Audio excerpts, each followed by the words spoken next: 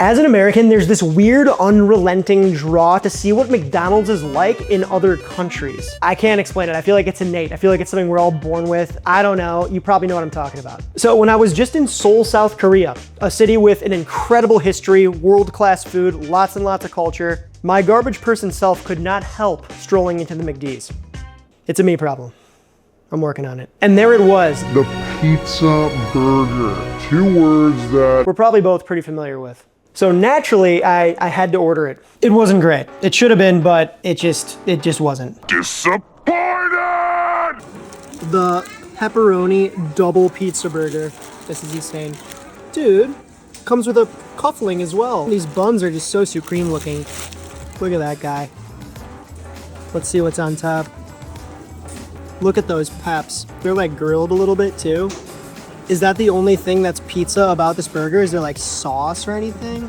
Well, gombe.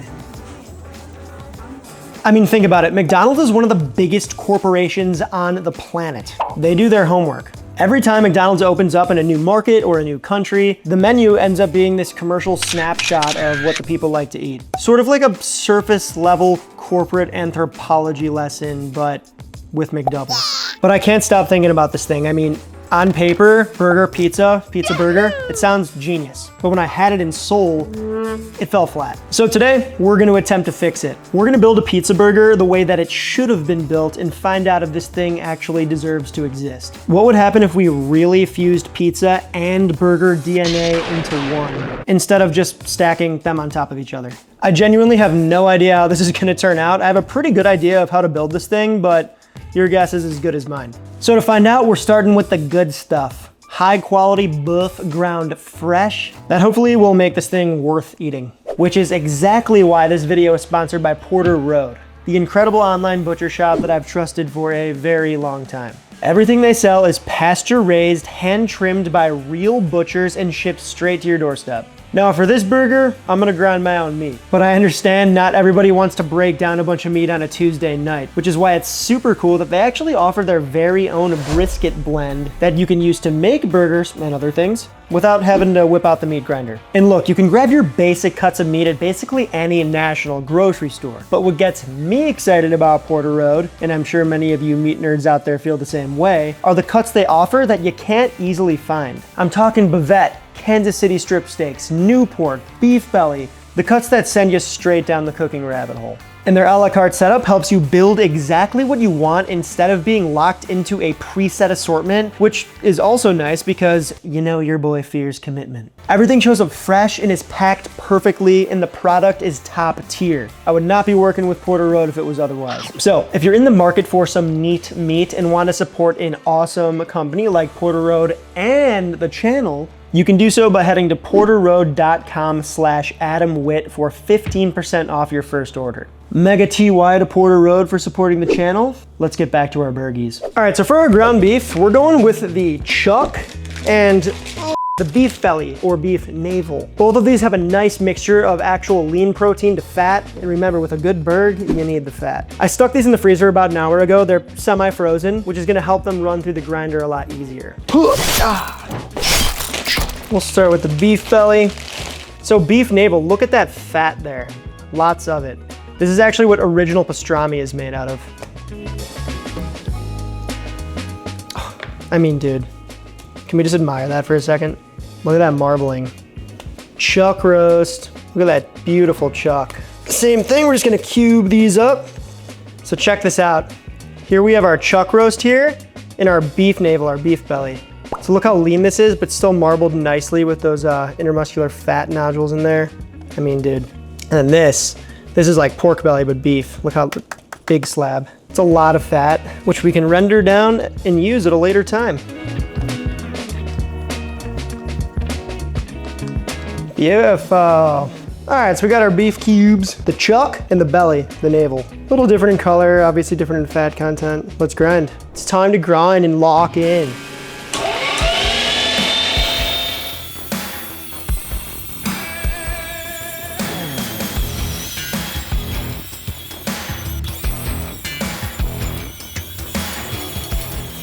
Woo! You can see that color difference. We got our chuck and our beef belly.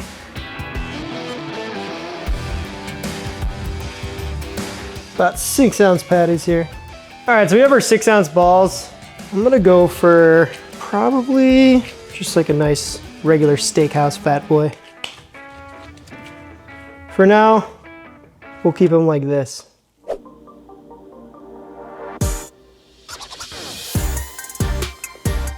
Okay, so pizza needs sauce, and our pizza burger is no different. So here's everything we need to make the sauce. I kind of wanted to take a middle ground approach. In the past, in my pizza videos, we've talked about Chicago style sauce versus New York style sauce. Chicago style sauce being a little richer, cooked, a little more spiced, a little bit of shugs in there. While New York takes a sort of minimalist approach and keeps things just bright and fresh. If it's cooked, it's not cooked for long. Some people even just mix garlic into tomato sauce and call it a day. Our middle ground approach is going to be adding flavor to the sauce, but we're not gonna, simmer this thing all day. This is not Nona's bolognese. Sorry, Nona. It is tasty though. All right, saucepan pot, medium heat.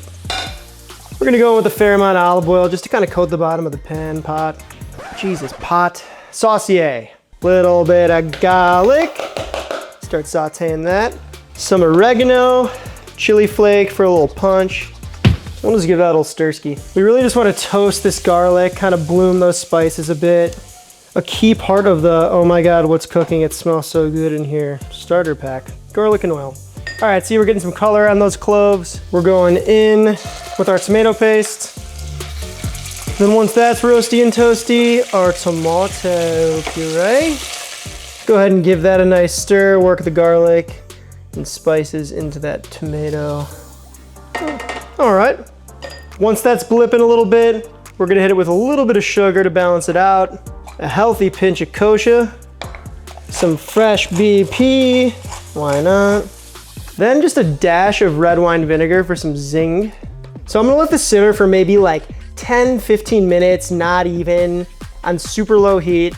Remember, we're not really like fully cooking this, but it is kind of a more flavorful, robust sauce, which is, I think, gonna be nice to go up against the beef and all that cheese.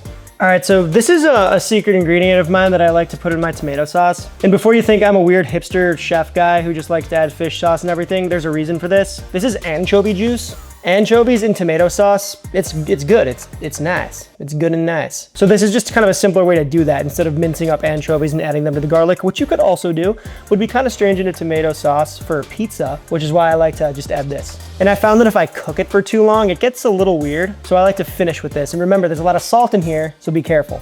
Don't want to over-season things. Nona wouldn't like that either. It's too salty. Just gonna kind of carefully add that in, a little more. My rule of thumb is that if you can taste the fish sauce, you've added too much. It should be like a background umami. Give that a taste. Oh yeah, good acid, nice subtle sweetness. Needs a little salt though. We're gonna add more of that. They're literally building a garage outside right now in my apartment. Super professional audio over here. Only the best on this channel. Only the best on the Adam Witt channel. I'm the only one eating this right now. Better. We're good, we're moving on. That's our sauce. And if this doesn't blip and bloop all over your kitchen floor, it ain't tomato sauce. Very easy to catch strays from the tomato sauce, so be careful. All right, pizza needs toppings. So just like the original pizza burger that I had in Seoul, I'm gonna do the pepperoni thing, right? Ours are a little smaller, as you can see. I don't know what the hell pepperonis those were, to be honest. Like maybe it was pepperoni. It was just massive. I mean, we've all seen the larger kind of format pepperoni, but wasn't that flavorful, kind of flabby, way too big. This way we're gonna get some proper dispersal, and hopefully these are gonna crisp up like you might see on a real pepperoni pie. Listen to this. If your peps don't sound like an apple when you bite into it, get different peps. You want the natural casing. Heartburn. Now, for the cheese, we're using mozzarella. You probably could have guessed that. But I asked my deli to sort of slice these into, I don't know what that is, roughly 1/4 inch, 1/3 of an inch pieces. Because I want a thick slab of cheese that melts real nice. I don't really want shreds which can fall off and kind of melt unevenly. So,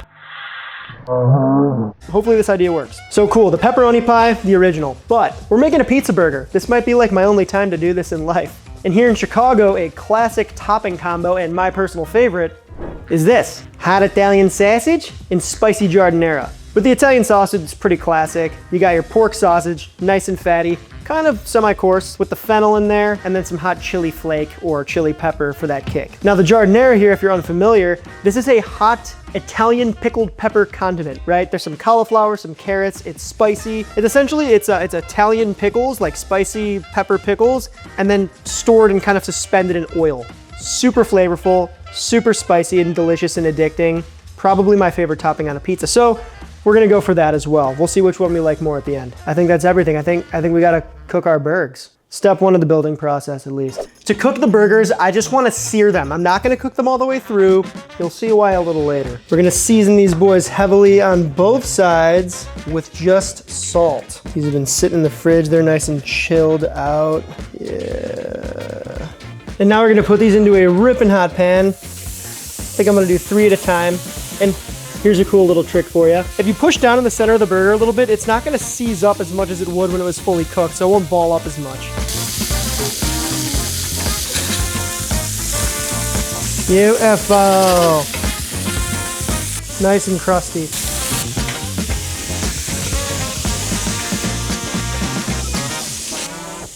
Okay, we got everything prepped for our burgies. It's time to build. Now this might be a little unconventional, but ride with me here for a second. Okay, we're going burg down first. Now this is pretty much raw in the center. I just seared it. I'm going to top this with some mozzarella cheese. We're gonna hit it with the pepperoni. Do that, see what happens. Let's get one in the center, yeah. Then this goes on a baking tray. And for the giardiniera burger, we have our patty. Same cheese blanket treatment. Got some of our drained giardiniera. Just gonna kind of like pile it on like that. And we'll dot it with our hot Italian sausage. These should not take a long time to cook. Meat on meat. This also comes on our tray. And this is what we got.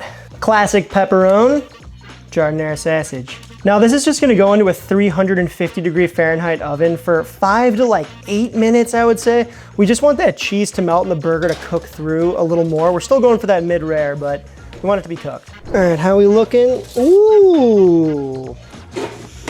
All right, so they look a little cartoon-like, a little pale looking, but I thought ahead.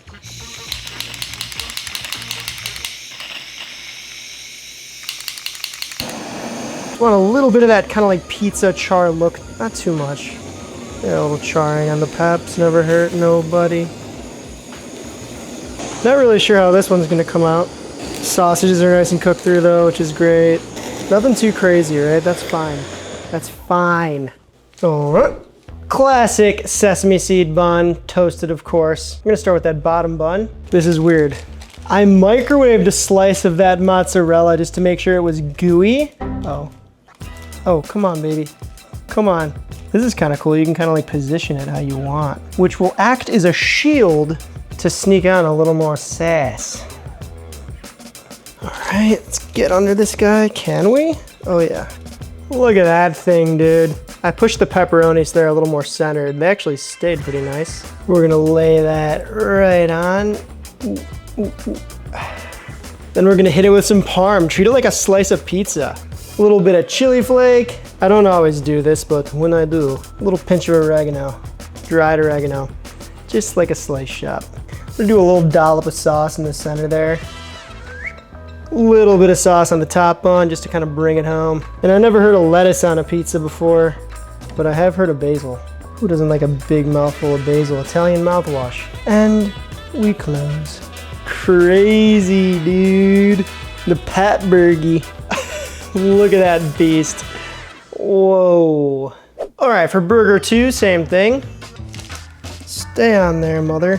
Cheese down, dollop of sauce. Get under there. Pop on our patty. We'll hit it with the Parmigiano Reggiano, the chili flake, and the oregano. Dollop more sauce. We're gonna sauce up our top bun just a smidge. We'll finish with the Italian mouthwash. Then we close her up. Dang. That's a monstrosity.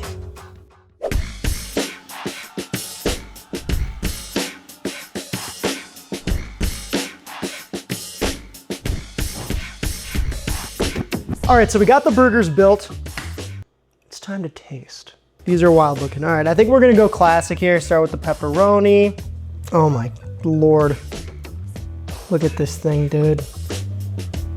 Salud. Wow. Huh. The pepperoni with the burger. I mean, I think I like it. I took 3 bites of it, but interesting. Let's go on to the sausage giardiniera. All right, this thing's, they're both promising, but I don't know. Something about this one.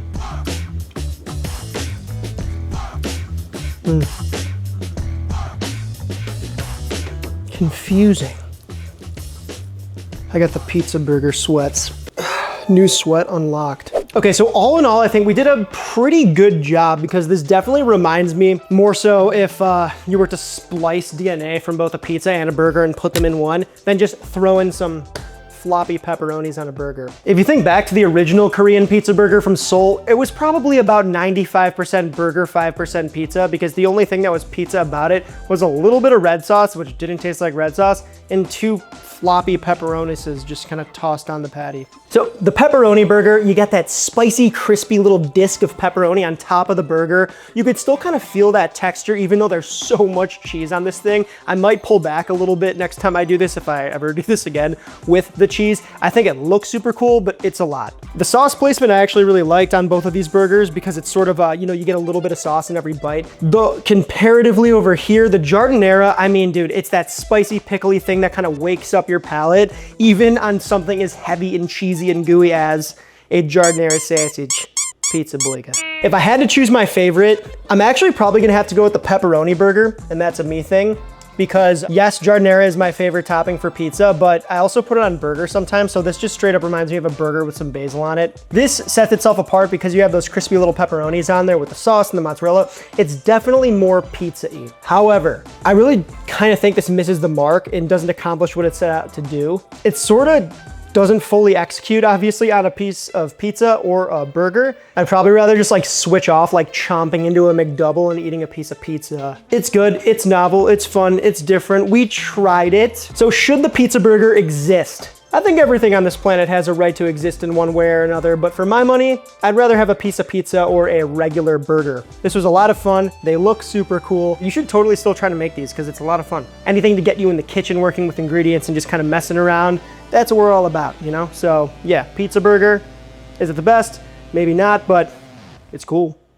TY so much for watching until the end here. If you liked the video, give it a like ski. If you're new to the chan, sub to the chan, join us.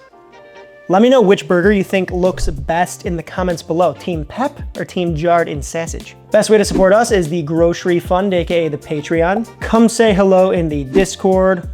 We don't bite. And that is all I got for you. So until next we meet. Ciao.